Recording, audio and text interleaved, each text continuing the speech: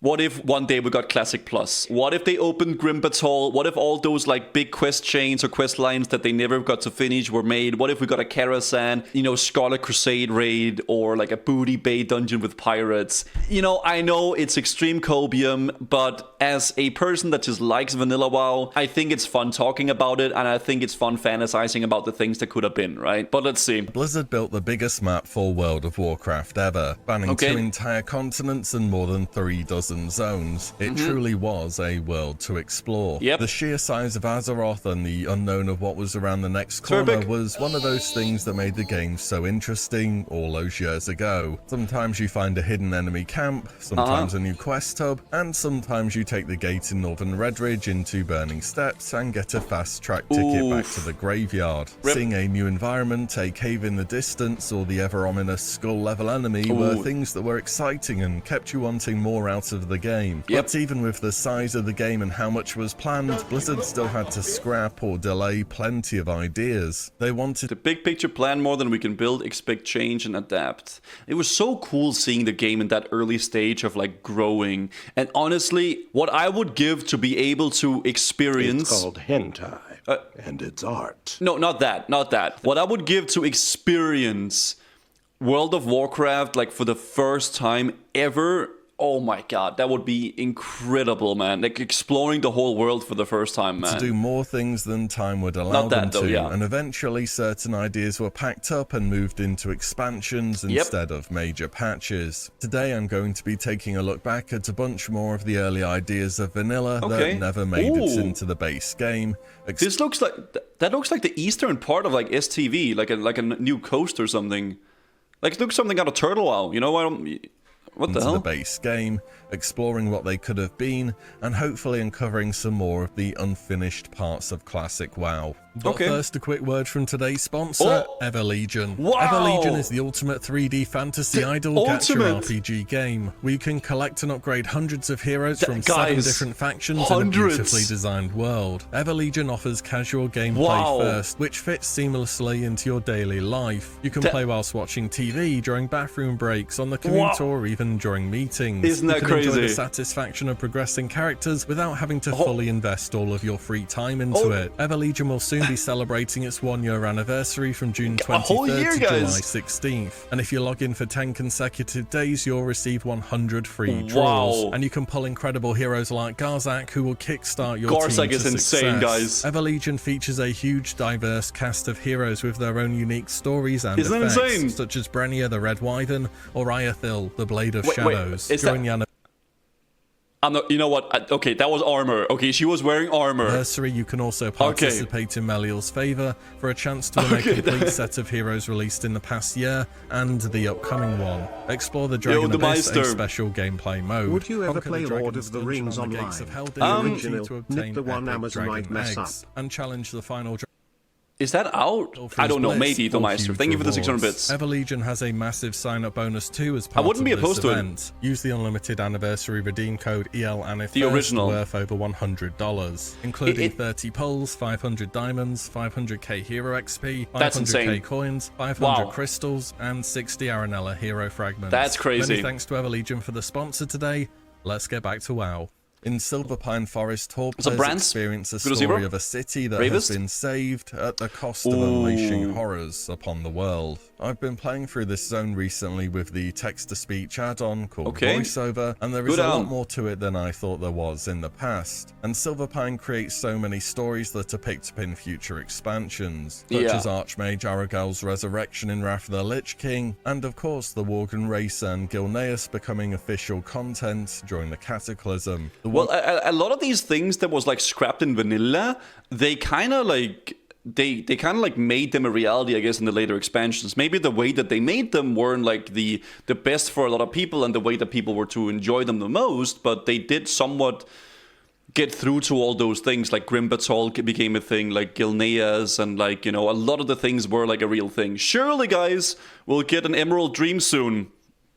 I believe maybe in WoW 2 they will, open up the Emerald Dream and we're gonna get a whole new world, But we'll see. The city of Gilneas itself is situated in southern Silverpine and was a big point of mystery during vanilla. It was one of those big gates to nowhere that teased the later content in the game. Outside the gate, Alliance refugees camped in a sense of hope that one day the gates would reopen, whilst Horde players had to contend with the disastrous decision of Archmage Aragorn to summon the Worgen into the world. And during nighttime, the residents of the nearby Pywood village morph into their true form. Wait, really? This is one of 2 areas in the game, that I know of at least, where there are different enemies between night and day. The other one. Wait, I actually did not know this. I thought they were just always Worgen. Because I don't believe you ever really go in here for anything. I mean, I think there is an elite quest if I recall correctly, but what? I actually didn't know this. I thought they were just always Worgen. On being the graveyard in Moonbrook in Westfall, where there are vultures in the day and zombies at night. As for Archmage Aragorn himself, he has retreated into the depths of Shadowfang Keep, asserting himself as the Worgen Alpha. There's like 3 quests, his forces from afar. And during Classic, I feel as though the Horde see near enough their entire side of the story to its conclusion, that being finally defeating Archmage Aragorn himself inside of Shadowfang Keep. But Gilneas and the various Alliance outposts serve as mainly cannon fodder for Horde quests, rather than... I think it's really cool, though, going inside like a world of like Warcraft or like whatever world you're in, and then seeing like a massive gate that leads to somewhere where you can't enter. I feel like it really adds a lot of the mystery to the game. It's the same thing, and this is like a really annoying one, I suppose, the gate in like the instance in Stormwind that's like locked off. We do know that it was supposedly gonna be like player housing, but it's just cool having those like unknown mysteries within the game, because it makes it feel like a world, right? You're exploring the world and there's like some unknown stuff that you don't know what is. Same kind of thing when you run around as level 15 warrior playing the World of Warcraft for the first time, and then you see a guy that has like rank 14 gear and you're like, what the hell? That guy has no life. I want to be like that guy, right? And anything actually linked to the Alliance's story within the world. We'll see. Later, the Grey Main Wall would be shattered. I'm not listening to music right now, Pedro, but thank you. By the Cataclysm, revealing the nature of the more humane Worgen to the Maybe world, later, as well as Gilneas. In Classic, the continuation of this story could really go either way. You could have the Worgen regaining their sanity and returning as a race to the Alliance, or you find that Gilneas has been overrun by feral Worgen and has to be cleared as PvE content. Or maybe even Gilneas is something similar to open world city content, such as Suramar was during Legion. There are many different ways this story could go than how it went in Cataclysm. And it would be, to be fair though, in a potential, like, what is it called, Classic Plus kind of world, and I know it's Hobium and Cobium, whatever you want to say with Eum, but it would be cool seeing this as like an open world dungeon, or like Jintha Alor maybe, or like maybe as an instanced raid or something, and like turn it into like an actual vanilla thing, right? Instead of the way that we got it later on. Because I know a lot of these things were like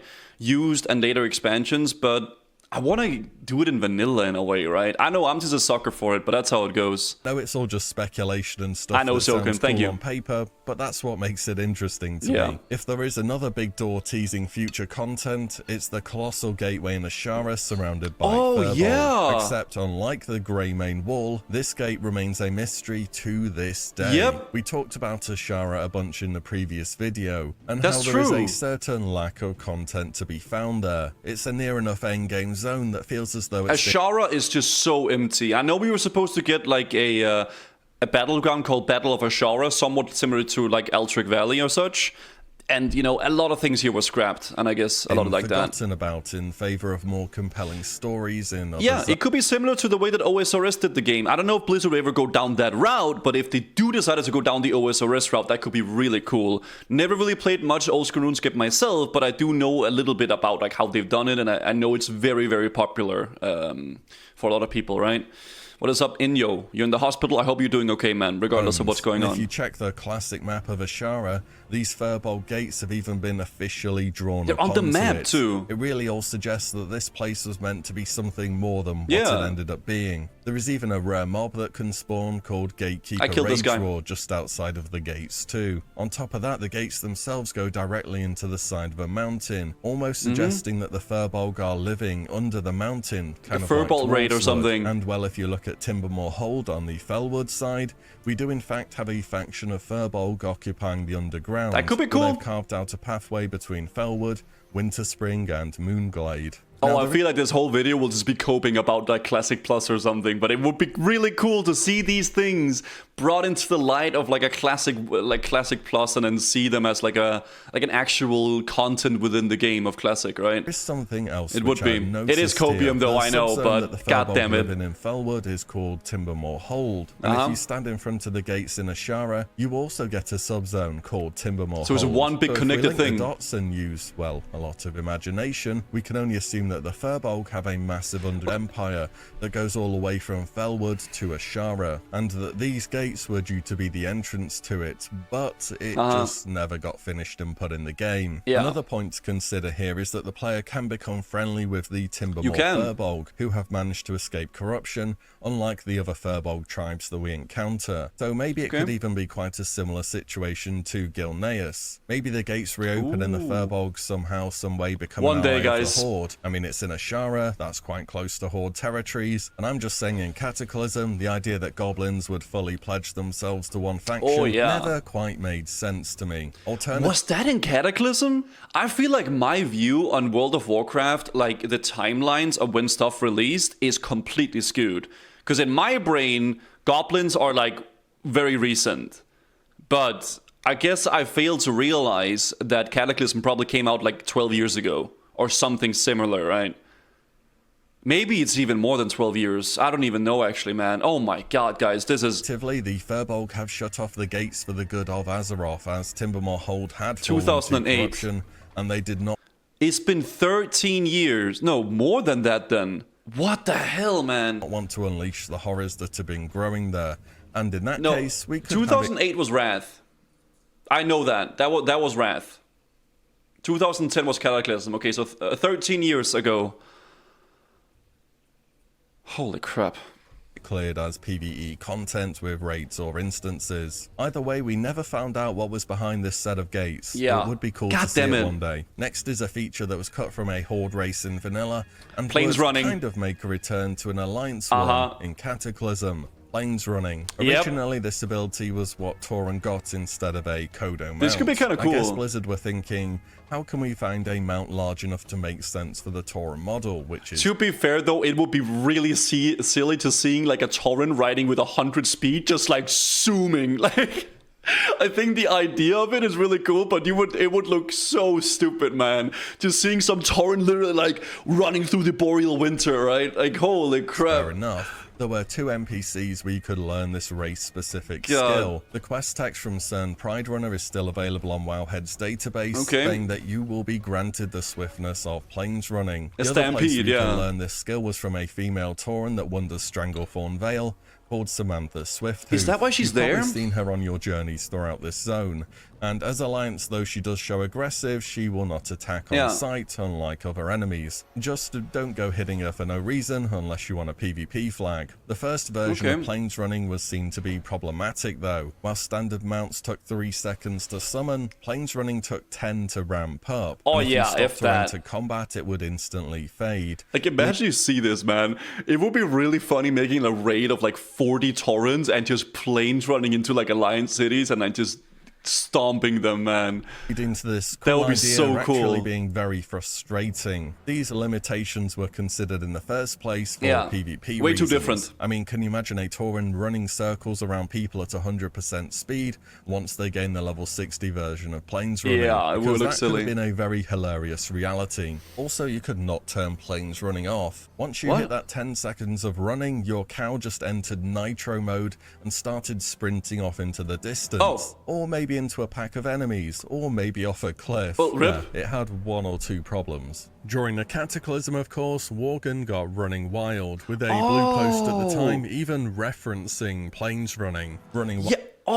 I forgot about that. Yeah, they had that thing. However, just worked like a standard mount, having a cast time and increasing your movement speed by a set amount. I don't see why the idea for how running wild functioned couldn't work for planes running nowadays. True. I mean, I certainly want to see Tauren randomly sprinting across the world. It'd be Another funny. project that was seen very early in vanilla was the Dragon Isles. For a name that's been known for as long as it has, it's amazing that it finally was brought to life in World of Warcraft's most recent expansion, Dragonflight. Originally, the Dragon Isles were intended to be a late-game zone in the north. Oh, really? Sandalore down there? Furbolg Totem. What does that mean up there? And then we have Dragon Isles all the way up top. That's where the Isle of Quel'Dalar came in Northern Eastern Kingdoms. There was also supposed Wait, Diamold is over here.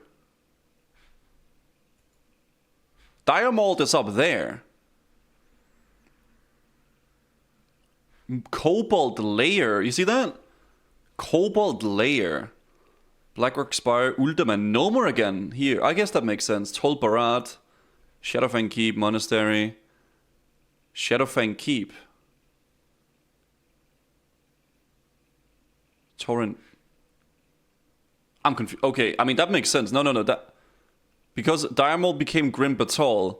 Oh, okay. I guess so, yeah. And then Grim Batol came out in, I guess, Kata as well. There's also supposed to be raid content present for players between levels 65 to 70. All right. This zone and or raid was also supposed to house temples of worships for Yeah, it's okay, it's at the right spot, yeah. gods that would serve as enemies for players. One of the most popular early pieces of Emerald concept Dream artwork shows a fossil or squid-like temple with long tendrils Emerald? extending outwards. During the battle Okay, for it's not, I Azeroth, guess. the Shrine of the Storm in Stormsong Valley showed very similar artwork to No, this it's not, idea, yeah. but just on a much larger scale. And as easy as it is to miss, this kind of artwork itself was included in Classic WoW 2. What is that massive sword?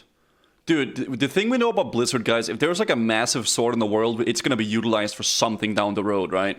Well, when I say it's easy to miss, it is if you play Horde, because it's located in Darkshore. There is a subzone called the Master's Glaive, which show off the remains of a huge and ancient battle between an old one and stone giants. Players are sent there to find out what the Twilight's Hammer are up to and to put a stop to them. This quest series eventually carries players over to Black Fathoms Deep to defeat more powerful cultists. The Dragon Isles were cut at such an early stage of vanilla that these days, if they were brought back, they could really be anything. Also, we already have a fight with one old god, Cthulhu, during vanilla, but maybe we do have space for a second. The next one I have is something that I'm sure nearly everyone's going to know about, but one that I'd like to include in the video because there was a lot of work put into this area, despite it not seeing some form of release as a raid until TBC. Hyjal is especially a big thing here because there literally is an instance in the Hyjal, like, you know, like the Onyxia instance and stuff. Later as a full it's literally there. Cataclysm. I am of course talking about Mount Hyjal. This subzone had quite a bit of design work in place already, and you can visit it in game in Classic, either through a set of tricky jumps or just spam Eagle Eye on a hunter. That's much easier. It's overall quite a linear zone, with one major path leading from the instance portal up the mountain. There are a number of blank... If you've ever played one of those 255 custom private servers, they all used Hyjal as like a leveling road, because it's the most linear path in the world, man. I have played on a lot of those weird 255 servers where like you just start in the beginning of Hyjal and then there's like a buttload of mobs that just like go infinitely high in levels and you just keep leveling there.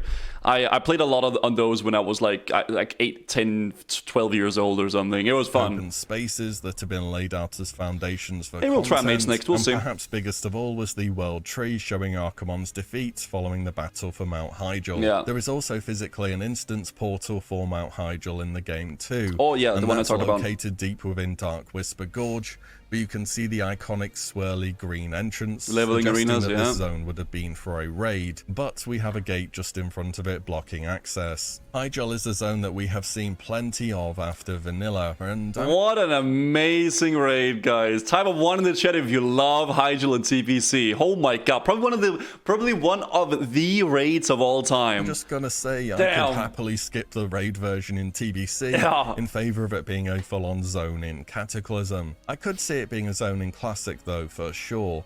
As this was probably better, right? Yeah, but may fit in here. I feel as though you'd have to come up with something kind of new from what we already have. Archimonte has long been defeated in terms of the story of vanilla World of Warcraft, so really the options would be open here. Next up, one of the most... The boss fights weren't too bad, just the trash and RP sucked. The thing that was bad about Hyjal was that it was just so linear and it was so punishing. Like if you do like 7 waves of mobs of trash and then you accidentally wipe, or like you wipe on the boss, you gotta do all that trash over again. The bosses are fine. I don't think there's anything necessarily wrong with those. I agree.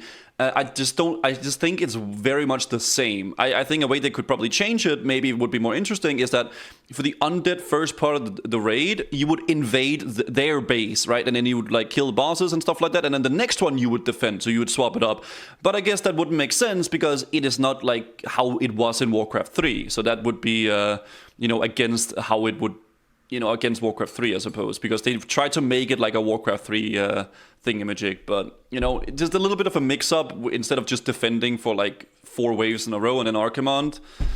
It's just boring, man. Hyjal is just boring. Captivating stories told in World of Warcraft bosses are fine, though. Ashbringer, but you really have to dig deep to find much reference to it in the game. I was fortunate enough to get hold of the corrupted Ashbringer from the 4 Horsemen encounter during Vanilla Classic, and take it over to the Scarlet Monastery to trigger a special event. Yep. The Scarlet Crusaders no longer are aggressive. This is cool. They believe the player is the return of the Ashbringer into the fold. After a rather violent interaction between the Scarlet Commander and High Lord Mograine, the player is able to speak with a redeemed High Inquisitor Fairbanks, who perhaps gives out the most interesting information of this event. He says that the corrupted Ashbringer is beyond redemption, but there is another son of Mograine to be found in the Outland who has the capability to forge a totally new one. This is of course referring to Darian Mograine. However, in the story of World of Warcraft, what Fairbanks says just doesn't happen at all. Instead, Darian briefly joins the Scourge before breaking away after the Lich King's betrayal at the Battle for Light's Hope during the DK starter quest. Man, we need a WoW 2, boys. We need a WoW 2, dude. Some sort of like just nuke the whole game, man, and go again. Dude, I don't know, but they will never do that. There's no shot they will ever do that. But using the corrupted Ashbringer instead of trying to forge it's not gonna happen. I think a lot of people want the idea of some kind of Scarlet Crusade raid or instance. This conversation with Fairbanks could serve as the start of something. That was Cataclysm. Yeah, that kind of is what Cataclysm sort of somewhat did, but yeah. Entirely new. Imagine it is a new late game raid after Naxxramas. You start That'll be cool, though. Scarlet Crusade raid. Ashbringer from Nax. You have to find Darian Mograine out in the world somewhere, though you may have to change the text about him being an outland a little bit. You forge a new Ashbringer as part of the raid, and what would be a more fitting legendary to add into Classic than a reforged Ashbringer? I mean, you could even get the unused Quell for Last Zone and the Sunwell involved in its reforging too. There is just a ton of lore and story built up in this area that would make sense for vanilla. Again, I'm just throwing out ideas, but there is so much grounds for great content here. It's just fun to talk about, really. Will any of this ever happen? Probably not, but I do think it's intriguing to talk about. It's a... This session of the content currently, guys, you can call the copium session, okay? We are just sitting here coping about a potential Classic Plus, basically.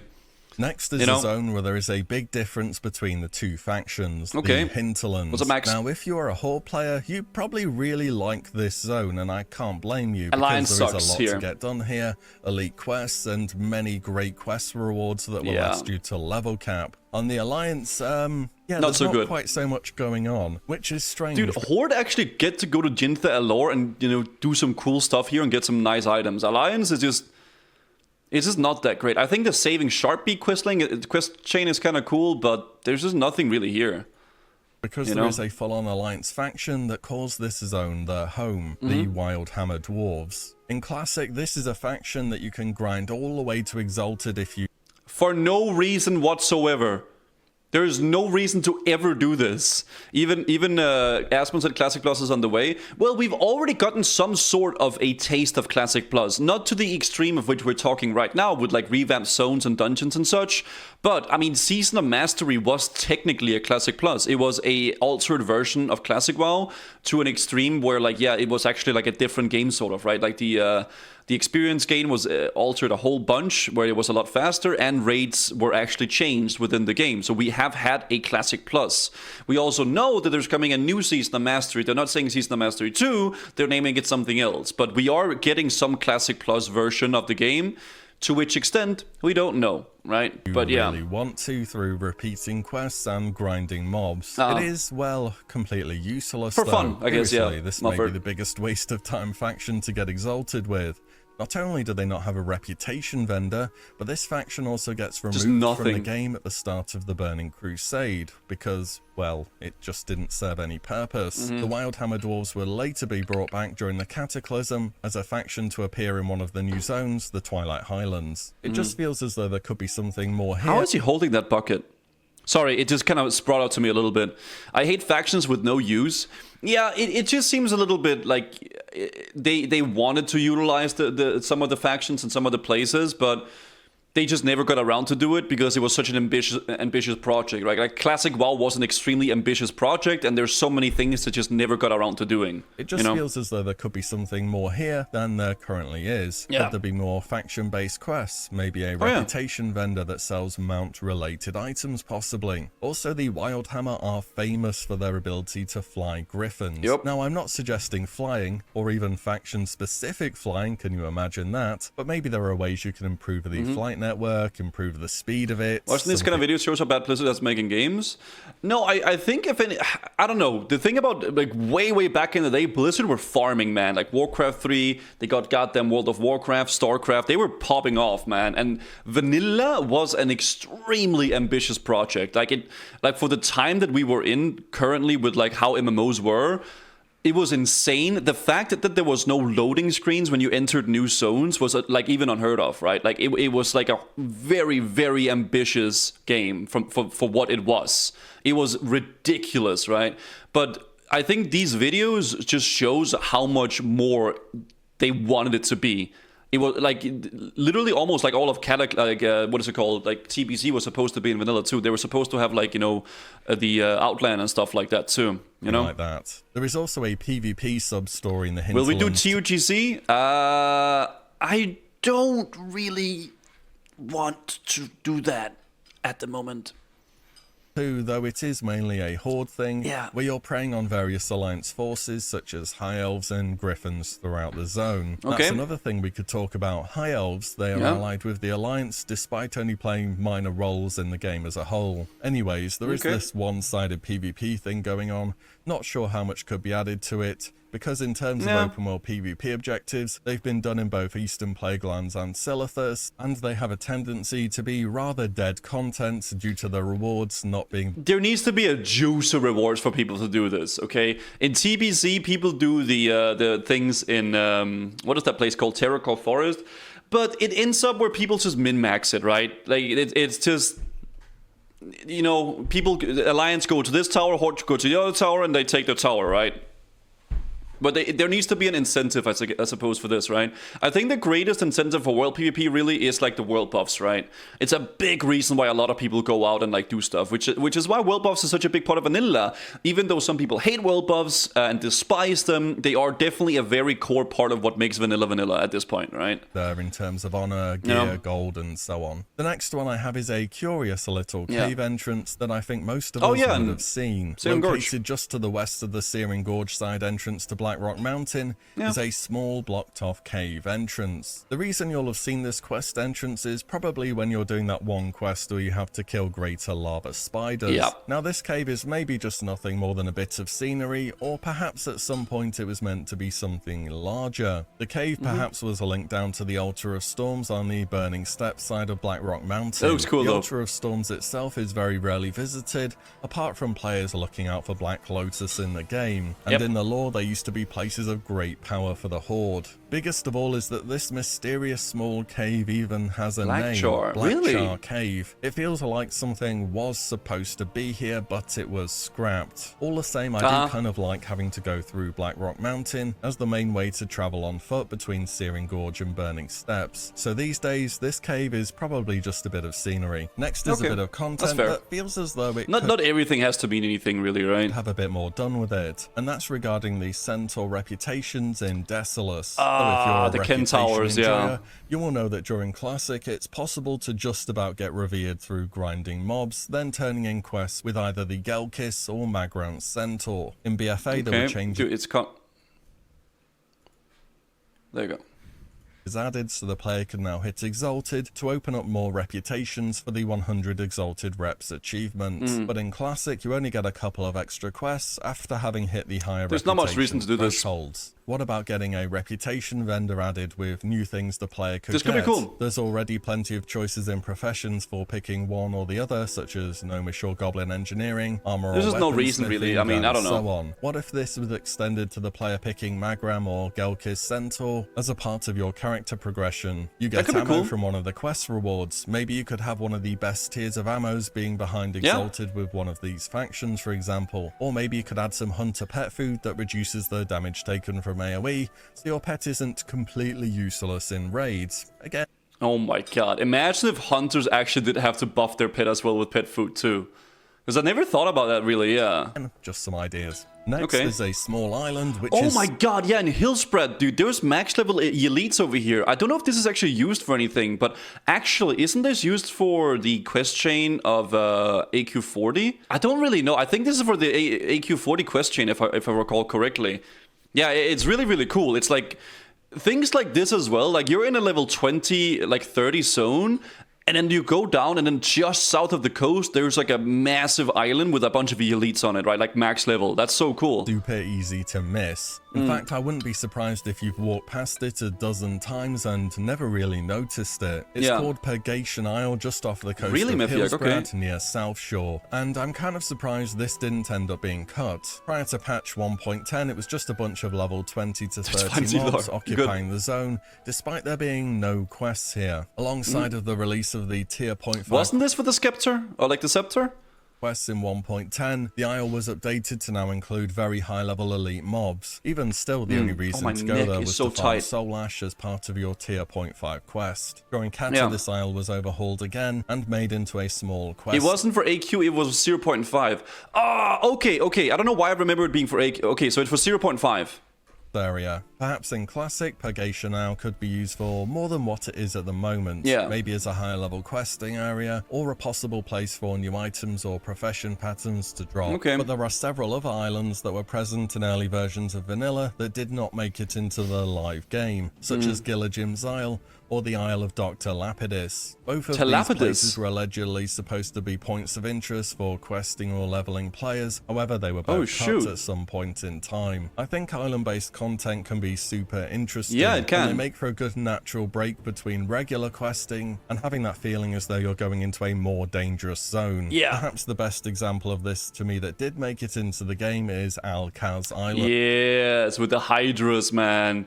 I remember being in Dustwillow Marsh as a kid and seeing that island all the way up, swimming there, and then noticing those massive elite hydras that are max level. And this place ends up being a part of the Scepter of the Shifting Sands quest line and the home of a mini-boss, Dr. This is badass. Also, Varian Rin himself was held there prior to patch 1.9.